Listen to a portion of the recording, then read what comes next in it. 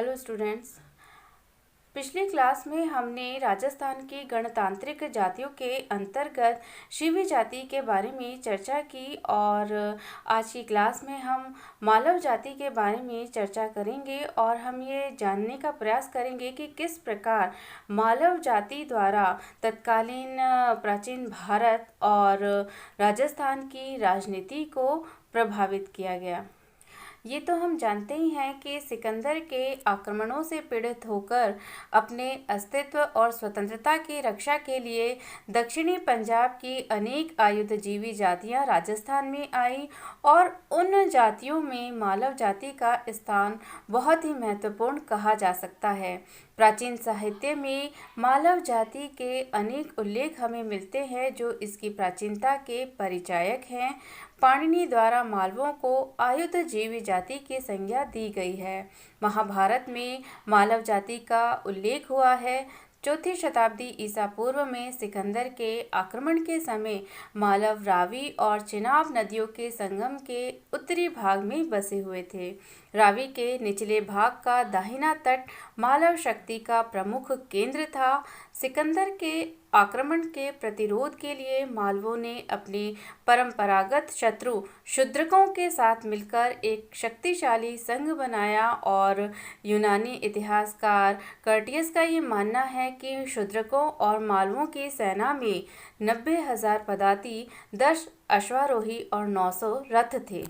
तो एक तरह से मालव और शूद्रक जो गठबंधन था वो सिकंदर के लिए स्पष्ट चुनौती था, परंतु मालव और शूद्रक सेना का सहयोग होने के पूर्व ही सिकंदर ने मालवों पर भीषण आक्रमण कर दिया और मालवों द्वारा पूर्ण प्राण के साथ यूनानी सेना का सामना किया गया, लेकिन भयानक नरसंहार के पश्चात उन्हें परास्त होना पड़ा। सिकंदर भी इस युद्ध में मालवों द्वारा की गई बाण वर्षा से बुरी तरह आहत होकर मरता मरता बचा और इससे क्रोधित होकर यूनानी सैनिकों ने बदले के रूप में मालवों के हजारों बालकों, वृद्धों और नर नारियों को मौत के घाट उतार दिया। तो ऐसी स्थिति में इस जाति का जो एक बड़ा भाग था वो अपने अस्तित्व और स्वतंत्रता की रक्षा के लिए पंजाब छोड़कर राजस्थान आ गया और इस प्रयाण के अंतर्गत मालवों ने वागड़चाल नगर आदि स्थानों और उसके आसपास के क्षेत्रों में पहले से बसी हुई जातियों को पराजित करके अपनी बस्तियां बसाई। उनकी जो कुछ मुद्राएं और ताम्रपत्र हैं वो इसी क्षेत्र से मिले हैं। धीरे धीरे उन्होंने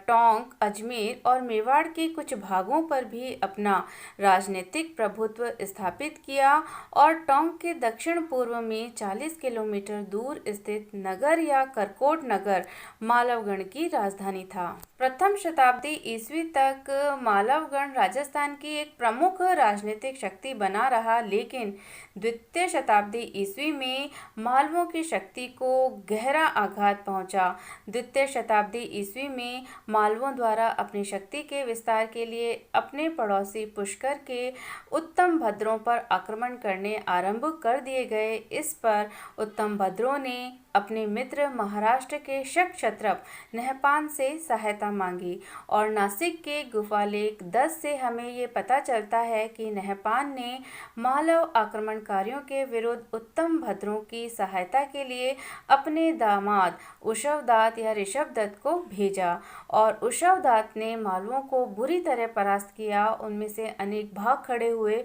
और जो बहुसंख्यक थे वो बंदी बना लिए गए। हालांकि नासिक लेख में उशवदात द्वारा मालवों को परास्त करने और उसके बाद पुष्कर स्नान करके ब्राह्मणों को 3000 गायें तथा ग्राम दान करने का तो उल्लेख है, लेकिन इससे ये हमें स्पष्ट पता नहीं चलता कि क्या इस विजय के पश्चात उसने मालवों के राज्य को भी हस्तगत कर लिया था। और अनेक विद्वान अजमेर क्षेत्र से नहपान के बहुसंख्यक सिक्कों की प्राप्ति को मालवों के राज्य पर नहपान के अधिकार का प्रमाण मानते हैं और इस आधार पर हम ये कह सकते हैं कि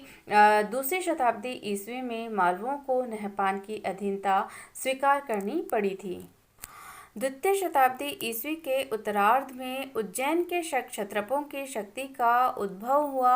और अजमेर, टोंक और मेवाड़ क्षेत्र से इस वंश के महाक्षत्रप चष्टन रुद्रदामन और उनके उत्तराधिकारियों के बहुसंख्यक सिक्के हमें मिलते हैं, जिनसे ये स्पष्ट होता है कि इस काल में जो ये क्षेत्र था वो उज्जैन के क्षत्रपों के प्रभाव के अंतर्गत था। जूनागढ़ अभिलेख से भी राजस्थान के एक बड़े भाग पर रुद्रदामन का अधिकार होने की पुष्टि होती है और निश्चय ही इस काल में मालव उज्जैन के शकों के अधीन थे, लेकिन मालवों पर शकों का प्रभुत्व बहुत अधिक समय तक नहीं रह पाया और शकों की जैसे ही केंद्रीय शक्ति निर्बल हुई, उनकी निर्बलता का लाभ उठाकर मालवों द्वारा अपनी खोई हुई स्वतंत्रता को पुनः प्राप्त करने के लिए अपनी शक्ति को पुनर्गठित करना आरंभ कर दिया गया।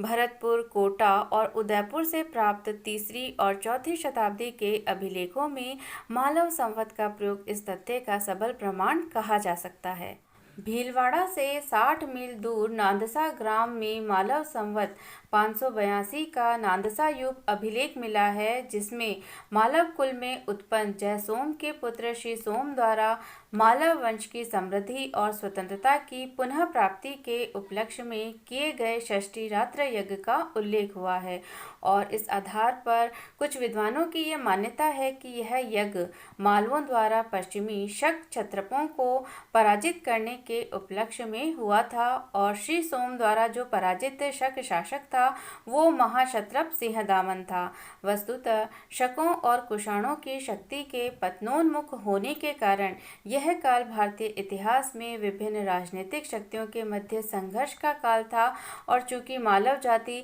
स्वतंत्रता प्रिय ही नहीं वरन एक शक्तिशाली आयुधजीवी जाति थी, अतः यदि इस काल में मालवों द्वारा अपनी खोई हुई स्वतंत्रता और शक्ति को पुनः प्राप्त करने का प्रयत्न किया गया हो तो यह अतिशयोक्ति नहीं, स्वाभाविक कहा जा सकता था।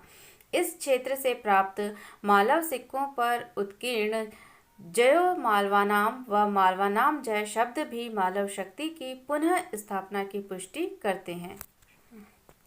जिस समय मालवों द्वारा अपनी शक्ति को पुनः स्थापित करने के लिए प्रयास किया जा रहा था, उसी समय उत्तरी भारत में गुप्तों की शक्ति का उदय हो रहा था और विद्वानों का ये मानना है कि अपनी आसपास की शक्तियों से दीर्घकालीन अनवरत संघर्षों के कारण चौथी शताब्दी ईस्वी तक मालवों की शक्ति पुनः क्षीण या कमजोर हुई और गुप्तों की नवोदित राजनीतिक शक्ति ने मालवों को अपने प्रभाव में ले लिया।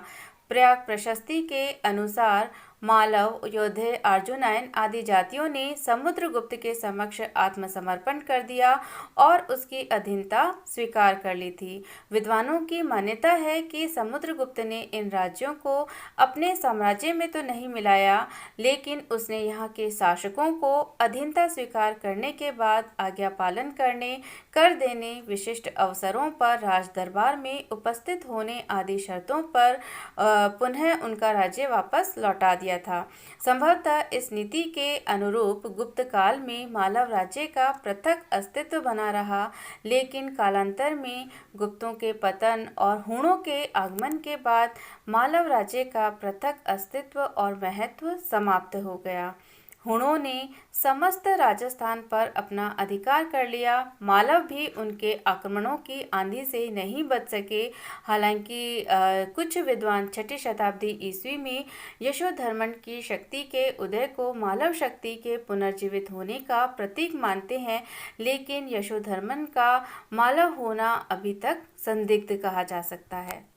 मालवों के सांस्कृतिक जीवन की अगर हम बात करें तो मालवों द्वारा वैदिक धर्म की गरिमा को बनाए रखा गया और उन्होंने यूपों का निर्माण करवाया और उनके द्वारा समय समय पर अनेक प्रकार के वैदिक यज्ञ अनुष्ठानों को संपन्न करवाया जाता था। उनके सिक्कों पर जो सूर्य, नंदी, सिंह आदि चिन्ह उत्कीर्ण हैं, उनसे ये प्रमाणित होता है कि उनके द्वारा सूर्य, शिव और शक्ति की उपासना की जाती थी और उनके अनेक सिक्कों पर जो बोधि वृक्ष उत्कीर्ण है, उससे हमें बौद्ध धर्म की लोकप्रियता का संकेत मिलता है। इसी प्रकार जैन धर्म भी तत्कालीन समाज में बहुत लोकप्रिय था और अनेक प्रकार के देवी देवताओं की पूजा अर्चना भी मालवों द्वारा की जाती थी। मालव समाज में संगीत, नृत्य, शिकार, व्यायाम आदि उनके मनोरंजन के प्रमुख साधन थे। मालव संवत की अगर हम बात करें तो मालवों द्वारा एक स्वतंत्र संवत का प्रयोग किया जाता था, जो प्रारंभ में कृत, फिर मालव और अंत में विक्रम संवत के नाम से विख्यात हुआ। कृत अथवा मालव संवत का प्रचलन 57 ईसा पूर्व से प्रारंभ हुआ था और विक्रम संवत भी 57 ईसा पूर्व से प्रारंभ होता है। अतः कुछ विद्वानों का ये मानना है कि मालव संवत ही कालांतर में विक्रम संवत के नाम से प्रसिद्ध हुआ था। मालव सिक्कों की यदि हम बात करें तो पूर्वी राजस्थान और रेड में हजारों मालव गण के सिक्के हमें मिलते हैं, जिनका समय ईसा पूर्व दूसरी सदी से ईसा की दूसरी सदी तक का है। इनका आकार छोटा है और इनमें कुछ का व्यास आधा इंच के बराबर है और वजन 1.5 ग्रेन से 10 ग्रेन तक का है। रेड से जो सिक्के मिले हैं उन पर कहीं मालवाना जाए तो अधिकतर पर मालव सेनापतियों के नाम अंकित हैं, जैसे माप्य, मजूब, मापजय, मपेजश आदि। अनेक सिक्कों के अग्रभाग पर बोधि वृक्ष और पृष्ठ भाग पर सिंह, नंदी, राजा का मस्तक, अग्नि अथवा सूर्य का चिन्ह अंकित है। नगर या करकोट नगर जो टोंक के उनियारा के क्षेत्र में है, वहाँ से मालवों के बहुसंख्यक सिक्के मिले हैं, जिन्हें देखकर यह अनुमान लगाया जाता है कि नगर में मालवगण की टकसाल रही होगी और अधिकांश सिक्के परवर्ती काल के हैं। कुछ सिक्कों पर मालवानाम या मालवाना जयम आख्यान है और कुछ पर शासकों के नाम के उल्लेख के स्थान पर मालव सेनापतियों के नाम हैं। उन्हें देखकर यह अनुमान लगाया जा सकता है कि मालवों द्वारा जो शुद्ध लोकतांत्रिक परंपराएं थी, उनको लंबे समय तक जीवित रखा गया। तो निष्कर्षतः ये कहा जा सकता है कि मालव जाति द्वारा प्राचीन भारत और राजस्थान के इतिहास में अत्यंत महत्वपूर्ण भूमिका का निर्वहन किया गया।